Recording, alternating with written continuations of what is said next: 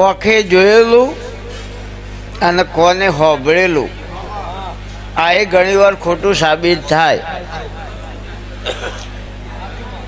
એક ભાઈએ લગ્ન થઈ ગયા પછી એમના ઘેરથીને પૂછ્યું કે તમે એવું મારામાં શું જોયું કે તમે આ પાડી દીધી?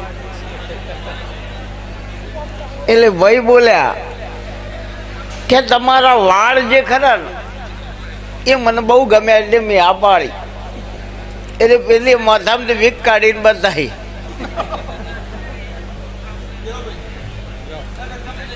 આ જે વાળ પહેર્યા છે એ વીક ડુપ્લિકેટ. એટલે પછી ભાઈને ઈચ્છા થાય ને કે સારું આપણે ક્ષેત્ર હણ્યા. એટલે ભાઈએ પાછું બેન ન પૂછ્યું કે તમે એવું મારામાં શું જોયું તમે આ પાડી? કે તમારા દોત મને બહુ ગમ્યા. એટલે ભાઈને ચોકઠું કાઢીને બતાવ્યું. એટલે લાલા આ દુનિયામાં કોણ કર્ણ ક્ષેત્ર કોણ શું કરવા માગે એ સમજણ પડવામાં જિંદગી જતી.